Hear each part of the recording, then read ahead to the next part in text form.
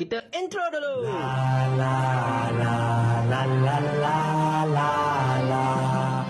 Dah dia buat dah. Tiba-tiba pula lah keluarkan kenyataan cukai kita pada kadar yang paling rendah banding negara-negara Asia Tenggara. Ini tanda-tanda tak elok ni tuan-tuan dan puan-puan sekalian. Bahaya ni.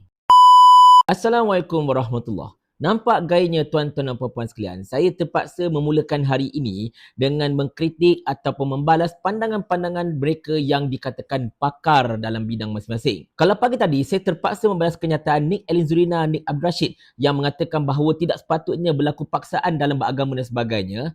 Pada petang ini, saya terpaksa membalas kenyataan yang telah dikeluarkan oleh Profesor Dr. Barjoyar Bardai, seorang pakar ekonomi berkenaan dengan percukaian dekat negara kita ini. Sebelum itu, tuan-tuan dan puan-puan sekalian, macam mana saya boleh terjumpa dengan benda ini? Ketika saya melalui Facebook dan juga sosial media untuk mencari bahan konten bagi video saya untuk sepanjang hari ini, saya telah terjumpa dengan kenyataan beliau yang telah dilaporkan oleh banyak sekali page dan juga sosial media yang mengatakan antara lain, kadar cukai dekat negara kita ini adalah yang terendah dekat rata Asia Tenggara. Jauh ketinggalan berbanding dengan Singapura dan juga Thailand yang telah memperkenalkan VAT ataupun lebih kurang macam GST lah secara asasnya.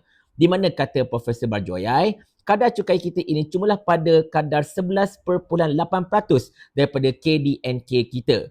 Di mana sekarang ini negara tengah menggunakan sistem SST. Dan SST ini kata Profesor Barjoyai hanya menyumbang 15% sahaja kepada keseluruhan kutipan cukai dekat negara kita ini.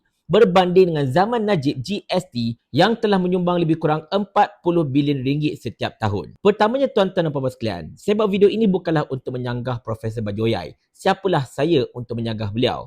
Tetapi sekadar ingin memberikan pandangan betapa mungkin ada di antara yang disebutkan oleh Profesor Barjoyai itu mungkin orang kata apa untimely dan sebagainya lah. Yang pertamanya soalan paling besar daripada kita. Kenapa tiba-tiba pula kenyataan sebegini keluar? Adakah ini merupakan satu tanda-tanda bahawa kerajaan ingin menaikkan lagi cukai-cukai yang sudah ada dekat negara kita ini atas alasan cukai kita ini paling rendah dan sebagainya? Kalau macam tu tuan-tuan, sakitlah rakyat. Dahlah cukai yang ada sekarang ini pun tengah mencekik, tambahkan lagi, woi masak tuan-tuan, serius masak. Yang keduanya, Profesor Barjoyai telah mengatakan bahawa kadar cukai kita adalah yang paling rendah berbanding dengan Singapura dan juga Thailand yang telah memperkenalkan VAT dan kadar cukai mereka adalah jauh lebih tinggi berbanding kita. Secara harfiahnya betul. Tetapi kita nak buat sedikit perbandingan mudah tuan-tuan dan puan sekalian. Kalau kita nak cerita tentang Singapura, ya VAT mereka jauh lebih mahal. Tetapi gaji minimum dekat Singapura ialah 3,000 Sing dollar. 3,000 Sing dollar ini besar tuan-tuan. Dan mereka ini dengan gaji sebanyak itu, cukai banyak mana pun mereka tak ada masalah. Sebab gaji mereka tinggi. Kiranya macam berkadar langsung lah secara asasnya. Kalau Thailand pula, tuan-tuan dan puan sekalian, betul, gaji minimum dekat negara tersebut adalah lebih rendah berbanding negara kita. Kalau duit kita ni lebih kurang dalam 1,200 ya gaji minimum mereka. Dan kemudian, VAT mereka juga agak tinggi. Tetapi, harga barangan dekat Thailand adalah sangat-sangat murah. Kadar inflasi dekat Thailand ialah 1.23% sahaja. Dan anda kena ingat satu perkara tau. Walaupun anak bapa akan kata, kadar inflasi dekat Malaysia cuma 1.5% saja. Tetapi dekat Thailand, kadar rendah itu tidak dicapai dengan menggunakan manipulasi data yang diterbitkan hasil daripada jualan-jualan rahmah, menu rahmah dan sebagainya.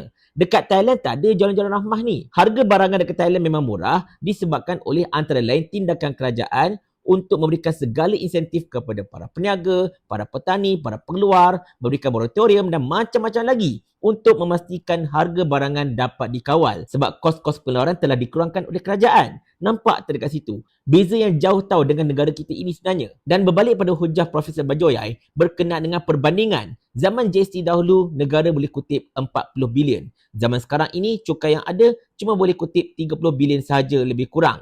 Jadi itu dikatakan sebagai satu dalil cukai kita lebih rendah berbanding dengan negara-negara ASEAN dan perlu ditingkatkanlah, mungkinlah begitu. Sebenarnya itu kurang tepat Profesor. Anda kena perhati satu perkara tau. GST zaman Najib kadar kutipannya ialah 6% flat. Tak kira apa jua keadaan barangan ke whatever ke, cuma 6%. Tidak ada lebih, tidak ada kurang. Contoh kalau kita makan dekat fast food, mereka tak akan charge 10 campur dengan 6. Mereka akan charge 6 sahaja. Memang diakui, GST ini lebih menyeluruh. Banyak lagi barangan yang dikenakan GST melainkan barang-barang core. Tetapi GST ini kadarnya rendah macam saya sebutkan tadi. Sedangkan SST ini kadarnya jauh lebih tinggi, iaitu 10% untuk cukai barangan dan juga 6% atau sekarang ini sudah jadi 8% untuk cukai perkhidmatan. Jadilah SST 10 × 6 atau campur 8, jadilah 16 ke 18%. Jauh lebih tinggi berbanding GST 6%. Tetapi soalan timbul, kenapa GST walaupun setakat 6% saja kutipannya, tetapi hasil lebih tinggi berbanding dengan kutipan SST? Jawapannya mudah saja. GST ialah sistem pencukaian yang lebih efisien, lebih tepat dan juga lebih menyeluruh kalau nak ikutkan. Serta yang paling besar sekali, syarikat-syarikat besar dekat luar sana, kartel-kartel sana, mereka tidak boleh lari daripada membayar GST. Semua kena, tak kira siapa. Sedangkan SST ini difahamkan kepada kita sekian lama merupakan sistem pencukaian yang sangat tidak efisien. Banyak kartel memang suka gunakan SST ini sebab mereka boleh lari dari bayar cukai dan macam-macam lagi. Kerana itulah beberapa pihak terutama di Pakatan Harapan begitu menentang GST ini sebenarnya digantikan dengan SST. Sebab apa? Mungkinlah sebab funder-funder mereka yang kartel-kartel ini kata tolong kembalikan SST, kami nak lari dari bayar cukai ke apa-apa ke. Wallahualam bisawab. Tetapi itu hakikatnya Profesor Bajoyai, iaitu SST ini sangat tidak efisien. Orang boleh lari dari bayar cukai berbanding GST yang jauh lebih rendah daripada kadarnya, tetapi orang tak boleh lari dari bayar cukai. Jadi jawapan saya kepada apa yang diutarakan oleh Profesor Bajoyai ini bukan cukai kita rendah atau tinggi, tetapi sejauh mana cukai kita ini efisien. Sejauh mana kutipan cukai kita ini betul-betul sistematik dan sebagainya. Andai kata kalau cukai kita efisien, charge yang sedikit pun dah cukup dah untuk menampung keperluan cukai negara. Tetapi kalau cukai kita tidak efisien, letaklah segala bapak cukai sekalipun dengan segala kadar sekalipun, kalau kutipannya tidak efisien, kalau sistemnya sendiri pun tak efisien, jangan harap kita dapat menikmati hasil yang lebih besar. Dan ironi dekat sini, Profesor Bajoyai menceritakan tentang kadar cukai kita yang jauh lebih rendah berbanding negara-negara Asia Tenggara. Tetapi dalam masa yang sama juga, kerajaan Malaysia telah bertindak mengecualikan cukai untuk keuntungan modal golongan T20 dan para usahawan para kartel ini. Nampak tak dekat situ? Mengecualikan cukai untuk mereka, orang kaya-kaya ni, selama 4 tahun.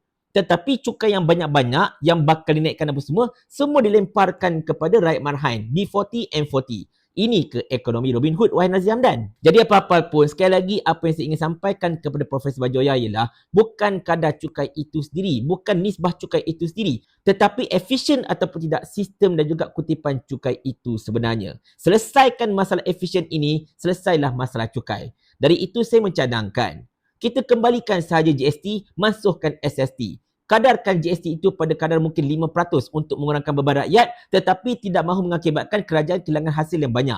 5% dah okey dah sebenarnya.